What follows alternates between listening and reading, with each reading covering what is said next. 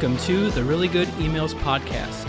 I'm Matt Helbig, and joining me today is the ever-talented Mike Nelson. You sound so presumptuous in that intro. I feel like we should keep it, but I should also want to point that out. You wanted to sit down and talk about our recent email benchmark post. You put that together. You did an amazing job on it. I had no idea all these different facts. I learned a lot. It was great. Thank you. Hey, thanks. You know, when we did it, I think we were all talking about, hey, it'd be really cool if we got our own research about people that came to Really Good Emails and see kind of what the industry talks about. That's where the idea came from. And then the execution was totally different, if you remember that part. Yeah, I'm going to be honest. I didn't take this survey, and I'm surprised people did. So thank you for everyone that actually took the survey, because I don't ever have enough time to do this, but the results turned out really awesome. Yeah, I think I was really surprised because when we put it together, I was like, oh, it's just going to be a quick, minute and a half, 2-minute, and then it ended up with 20-something questions. It was a fun survey. You made it fun with your awesome copywriting. I mean, you are like the brand voice of Really Good Emails. I feel like everybody always asks me, like, who writes these emails? That's what you say, we just put it through AI, right? Yeah, that's it. We got the survey results back, and all of us were like, dude, look at all this gold. And then we had Christmas, and then I had a baby, and then we remembered that we had the data, and then it took me like forever to find time to take the 1,000+ responses that we received and then crack open my dusty statistics book and find, regression analysis. That was super fun. Put it all together, we packaged it up, we wrote a blog post about it, published it into the world. It was praised and applauded by many. I think that's going a little too far. But there's lots of interesting facts here, and I think it warrants us to have a conversation today in this cool new podcast of ours. Yeah, I think it's fun because, we're not really like an ESP or anything. That's usually kind of who puts out these sort of surveys. So I think this was a fun little unbiased sort of review of, how people got started, what they're doing with their careers in email marketing. Yeah, so let's jump right into that career thing. How'd you get started in your career?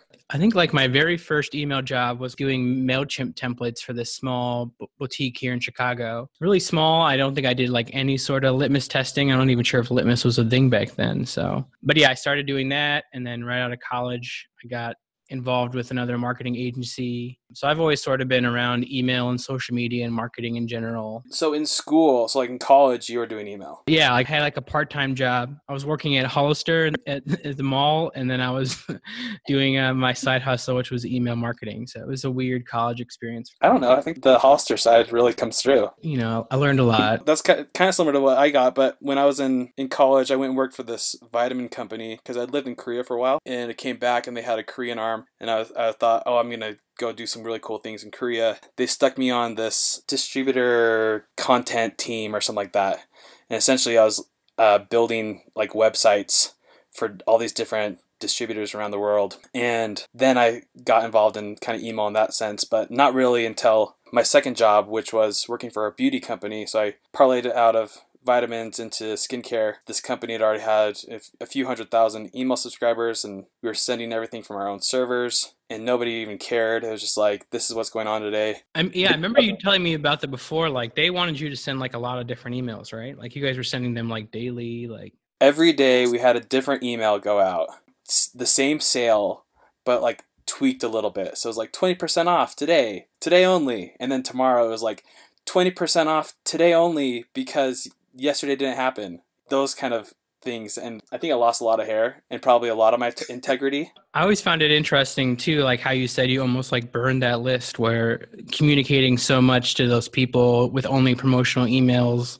People would see these cool sales and be like really interested in them, but then the next day it would kind of feel like this is the same sort of communication over and over. Yeah, it was a Wild West, but we definitely burned a lot of bridges. We all come from a spam background, I feel like. In some ways, yeah. One of these days, I'll post some of those early emails that I built. Where they're like 16 different fonts. Oh man, I feel bad for whoever received some of those emails. Anyways, so when I was looking at the results, I was like reminiscing, and it seems like, majority here, they just kind of fell into it. Like they had a job at the company, and then somebody was like, oh, by the way, you're going to do email. And I feel like that's something we hear a lot about is they get hired on to do something else, and then somehow their role just morphed into it. Yeah, I think that's true. I don't think anyone in college any marketing class that I took never really mentioned email, honestly. Like, they would talk about the web and SEO and display advertising and social media. But I feel like not a lot of people talked about email, but yet like when you went into these companies and I started interviewing and talking to people in that marketing space, email was a pretty big percentage of their day-to-day sales and how they sort of communicated with their customers. Yeah. I think that's probably where some of the 20% said that they volunteer to do email based on kind of seeing the numbers. So they go in, they're analyzing how success is coming through the business. They see the email marketing channel. They notice that nobody's really doing that or touching that, and they say, "Hey, I'll volunteer my skills and provide some assistance there to build up that channel." So combined with people that is part of the role or they're volunteering, that covers about 3/4 of everyone who is in email today. Only back to your school subject, it's 1.5% that said that they actually probably heard about it and looked at it in school. Probably the 15% that I would relate to when I was working at the skincare company is their boss just made them do it. It wasn't really even part of the role, nor did I want to do it. It was just like, hey, you're doing digital marketing, you're going to do this, or else you can probably go find a new job. Did you have like their current roles, or are these like designers, developers? Who's kind of being asked by their boss to make these emails? Most people said that they're a mixed bag. So like around 60%. So they do design, development, project management, writers. A lot of the people that gave us the results on the survey come from really small list sizes and teams. And I think they just have to do more. Whereas from a dedicated perspective, we do really kind of sway more on the design side. But then you have another, 6% that are developers, 7% are project managers, a lot of writers, 13%. It always surprises me that people are expected to do the entire email marketing process, That's a lot of different stuff to do. But yeah, whenever you can get like some more people on your team, I definitely think that's beneficial. Well, you think about back when you were in that boutique, how many employees worked for that boutique that they wanted on the payroll to do multiple things in email? I mean, Yeah, true. I mean, I had to like get them to buy me a camera to photograph stuff. So I was doing like photography and then editing the photos and posting them and then making the email. So yeah, it was like a one-man team. So I can definitely relate to some of these people with those smaller lists and teams that are expected to just do like the whole thing. So one man, I feel like a lot of teams start that way with one person. And actually the results show that 25% of everyone is just themselves. So I think there was only like one person. So the way I phrased it was like, it's just me and it sucks. That was the only option that you had to mark. Mm-hmm. And one person went back and was like, it's just me and I love it. And I was like, you rock, dude. Like, way to go. Yeah. But then the majority are between 2 and 3. So you may be working on it, part-time or doing a lot of the work, but you may also share that responsibility with maybe a co-founder who's overlooking things, or maybe a copywriter or designer. And I feel like that's probably a little bit more normal. There's at least somebody else there to double check what you're working on, or maybe design something if you're not coding it, something like that. Yeah, I was kind of surprised too, looking at some of these remote versus, being in the desk every day. I thought there would be like a more skew with, email being one of those things that you could kind of work from home or kind of do whatever you wanted to do and still not have to work with, direct people. But I guess it's pretty locked down. Yeah, I don't know. I don't know what's up with the man. I'm curious if we keep doing this over the next few years, how much that grows over time or shrinks. Well, only time will tell, as I say. But also kind of depends on your list size and a couple other things. When we were doing the research, we also saw that there's just, the more list size you have, kind of the more the man just pushes on people being in the office. It's very much more structured. Whereas, little list size may be like, you could say it's like a startup. You can do things for wherever you're at because you're just trying to make ends meet and get things done. Curious on how list size probably impacts that. And we did the research and we could probably publish that too, but it'll probably take me a little bit to get through all that data. Yeah, list size, and then like send quantity too. It's like if you only have 50,000 subscribers, maybe sending an email once a week, with your weekly deals or something like that totally makes sense for your brand. Versus when you start getting more, people on your list and you do some more segmentation or something, that quantity can definitely increase, and then it makes more sense to hire more people. Right. So how many people would you say work on your team? We definitely have people across, what I've seen in different agencies as well, a person focusing on design, a developer to do the email, a copywriter, an account manager, project manager, all these different people. The stuff that we're doing for some of our clients, the quantity is really high. and the list sizes are larger too. So I think that kind of makes sense to have that specialization. But for smaller teams too, you can get some input, or even with getting a founder to give you information about where they want the email program to go is definitely beneficial. So I think it depends on the size of the business, a couple other things, what their roles are. Back when I was first in the skincare company, before we became an Inc. 500, it was just me and another guy. And then as we saw a lot of success in email, I think we ramped up to probably 12 people just working on something related to email, even if it was like segmentation or design, like you said, or coding. Again, also because we were blasting every single day. To me too, I think one of the challenges, weirdly enough, is like having enough content to even promote. So if you're promoting the same offer multiple times, you can get like really tired. But that was a kind of a difficult thing when I would always run into, is not having enough content. We would have like a weekly sale or something like that, and customers wanted to learn more about what we were selling, or more about like new products, things like that. But it was hard to reach those stakeholders within a company and kind of get enough information even to put a whole email together. Almost half of the respondents said that their inspiration comes from other websites or competitors. So they're looking at what people are doing, how they're saying it, what their promotions look like. And that's kind of how I got into Really Good Emails, was because I was saving all of the emails all in my own folder. And that's kind of what helped me populate a lot of the stuff at the very beginning. 20% say they go to design sites like Dribbble or Pinterest for just ideas. 15% say they are with their own audience, like surveys. And then you kind of drop down to some smaller long tail stuff where they're talking to clients or agencies about certain ideas that are coming up. But then what I love is 2.4% get their inspiration from pop cultural references. There you go. That's funny. Which I feel like we do pretty well at Really Good Emails in our pop culture.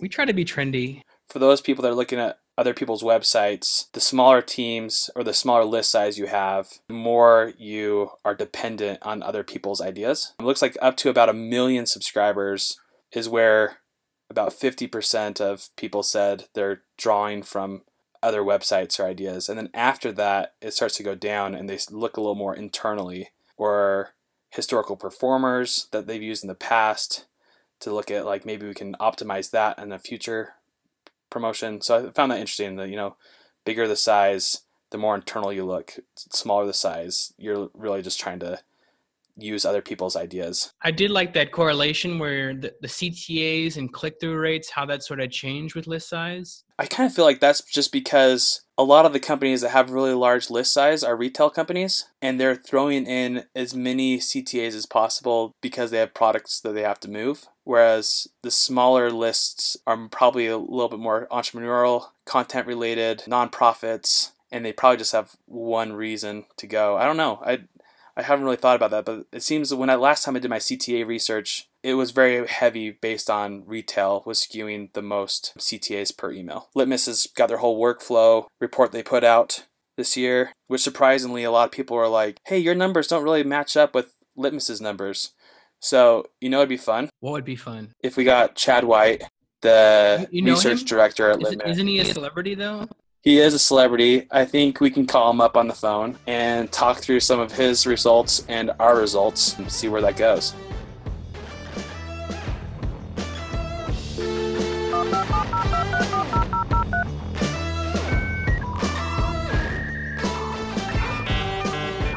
Chad. How you doing, man?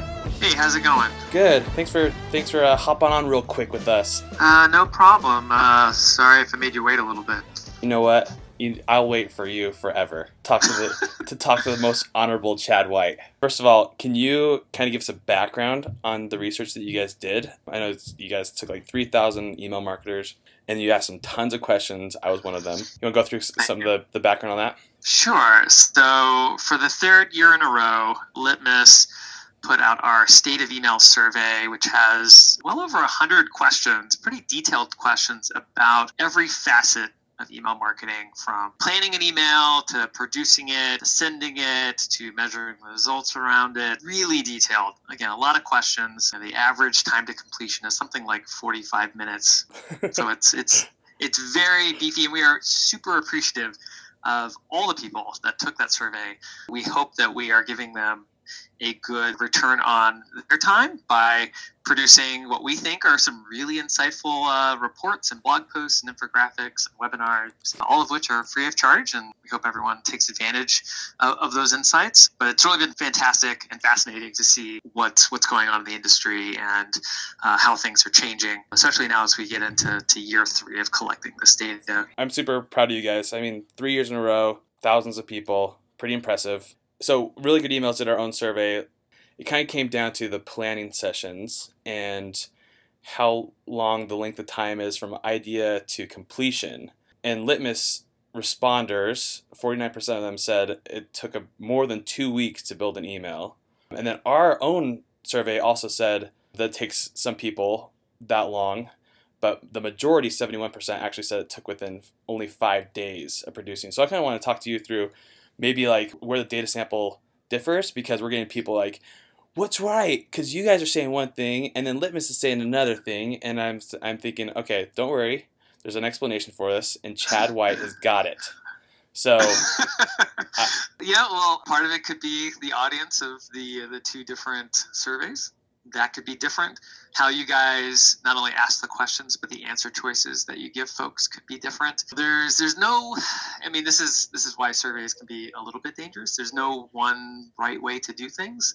So for instance, just off the top of my head, one of the things that could be different is that, having not seen your survey, is that when we ask people how long things take, we give them ranges rather than allowing them to input a specific number. And then when we are crunching how long it takes people to do things, we use midpoints of those ranges as an average. So so we're sort of introducing some additional margin of error into our results by doing that. We think it's accurate enough, and by calculating things the same way every year, we're able to show trends. But I don't know that those numbers are too wildly off from one another. And I think that the big thing, I mean, I guess one is like roughly twice the other, but there's a range. There's a pretty serious range. So I hope people, in looking at either set of data, really try to focus in on themselves and what's working in their process and what's not.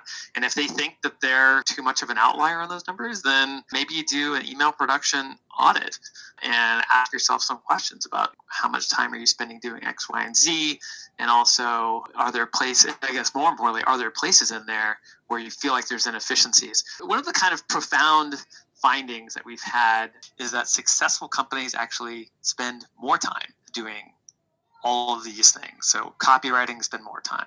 Coding, they spend more time. QA, they spend more time. Analytics, more time. Every facet of email production, successful companies spend more time doing things. So actually the bigger question, probably the way people are internalizing this data, is they're saying, oh, geez, like we want to make sure we're not taking too much time. And I think actually our findings, again, this is sort of not just the data, but what does it mean? Based on what we see as being meaningful behind these numbers, people should really be asking themselves, are we spending enough time on each of these things? Because the more advanced email marketing programs, they're spending more time on send logic and personalization and those kinds of things, because those are higher order email marketing functions. They're spending more time on post-send analytics because that helps them improve future email marketing campaigns. They're spending more time on coding and development because they're sending more sophisticated emails that have more personalization. Maybe they're toying around with interactive functionality. They're spending more time because they're doing more sophisticated stuff. So properly interpreting the data is super important. And I think the bigger question is why aren't we spending more time on our email marketing campaigns, not less? Yeah, and I think to your point, how we set it up, the data is pretty important as well. And going back to our audience, we probably are very different in the sense that we have a lot more mom-pop users than Litmus does. So I'd say you guys probably have much more enterprise level people that are, have systems down or have kind of larger teams, whereas our team size, like the average is like one person. Yeah, so that probably explains, frankly, all of that gap. Yeah, right. Based on the data slices that we've done, smaller email marketing teams, smaller companies spend a lot less time producing an email from beginning to end. Part of it's sophistication, part of it is scope, part of it is that approval process and how many cooks are in the kitchen, which I think this year we found that was actually a much bigger factor than we thought it was. Mm-hmm. For the first time, we looked at how long people were spending on email reviews and approvals, and the hockey stick action on that data was fascinating to see. Smaller companies spent relatively little time reviewing and approving emails. And as you got up into these enterprises, and especially the really large enterprises, I mean, they spent just like hours and hours and hours and hours and hours like getting things reviewed and approved, because they had legal involved and compliance, and they had finance involved in all these different aspects of the business, and getting those emails properly reviewed, checking all the boxes and getting them approved just is a massive undertaking, the full scope of which we were not fully aware until this year. I think one of the nuances that gets a little bit lost in some of the survey work is that we're asking people in general, how much time do you spend producing an email? In general, how much time does it take to review and approve an email? And all emails are not equal, right? Like that weekly newsletter that you might be sending out, you crank that puppy out every week. A lot of the like legal and compliance and all that stuff, those aspects of those emails don't change or change very rarely. The content building, the design work that goes into that gets kind of pared down because it's kind of got the skeleton already there. Compare that to a special one-off email, especially anything that has any sort of interactivity or like advanced dynamic content in it or anything like that. Okay, now you're talking about a completely different kind of email where it's going to take significantly longer to produce it, to plan it. If it's a campaign that's launching a new product or is like sort of a Black Friday or a big seasonal event kind of email, you're probably going to have a lot more people looking at it. So I don't want people to lose sight of the context of each of these, and they need to apply their own personal context to how they do these things. And so I would encourage folks that when they're looking at that review and approval process to really ask some hard questions about whether or not you need to have every single person involved every single time, and whether or not you need at least 2 levels of email review and approvals, where if it's a standard type email you do all the time, then you have circle A of people involved. And when you have something that's more involved, a special case or whatever it might be, all right, well, then you have team B, which is a much bigger team, more people involved to make sure that everything is cool. So even that, something small like that, having a team A and a larger team B to look at certain emails, could save you a significant amount of time, because the email volumes are what they are right now in the industry. If you can shave off an hour or 2 or 3 of the entire process of a certain number of emails, like over time that multiplies out. We looked at just the email review approval time spent at the largest enterprises, and for a good chunk of those, they were spending thousands of man hours a year reviewing and approving emails. That screams for like a streamlining opportunity. We asked a similar question. That was, what was the biggest pain point of creating an email? And the answers were all over the place. But the trend that we saw was that cutting through opinions was the hardest thing to do as your list size grew. So the smaller teams or list sizes, there's probably just 1 or 2 people that are involved in that email. But as you get a bigger list size and a bigger company, you get more people to win over and say, okay, is this really the design that we want? Or is the copy the correct way? Another one of those options during that question was, how big is coming up with a new idea? And it was the inverse. So as you have smaller list size or smaller teams, coming up with a new idea is actually kind of a big pain point. Like, oh, what are we going to send out this week? But then when you get larger list size or larger teams, it's a lot easier to come up with those ideas, and that's not a pain point of theirs anymore. It's just actually saying like, oh, this is the right idea, and this is the way I want to convey this idea is the biggest problem that we saw. Interesting. That makes sense. Yeah, it's sort of the pros and cons of having more cooks in the kitchen. But yeah, certainly at those larger companies, those larger email programs, like the number of people who have a say, I think has reached the point where at a significant number of kind of large companies, it's a problem that needs to be addressed. That maybe there are some people who actually should not have a say. And yeah, the issue about like sort of opinions versus people who have knowledgeable insights and expertise is sort of an ongoing one, a tricky one. And so like one of the things that we look at is the highest level person that's involved in reviews and approvals.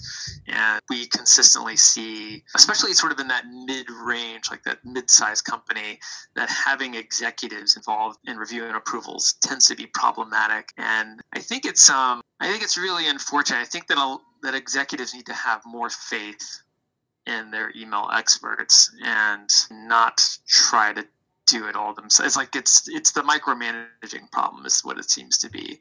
And you hired someone to run your email marketing program, have faith in that person, ask questions, propose different tests and other things that you would want them to do. It's fine to have ideas, but I think all email marketers are probably nodding their head right now that they have they have executives that overrule them with really horrible email ideas. In fact, we did some separate polling, and we asked people, this is probably about 1.5 years ago, if they had ever been overruled by an executive and forced to do something that they seriously disagreed with. And I think it was 51% of email marketers said that had happened to them in the last 12 months. So I think there's like a trust gap on the part of executives where you hired someone to do a job, let them do their job, ask questions, and then have faith that they're going to do it. A little too much micromanaging going on. Thanks again for jumping on. Information was just in your head.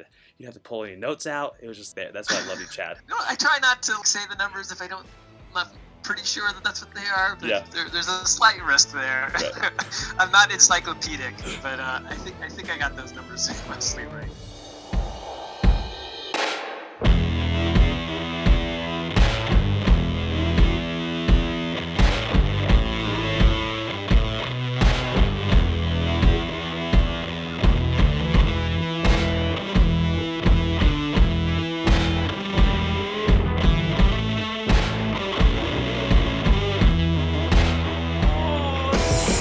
People said we couldn't do it, but look at us now.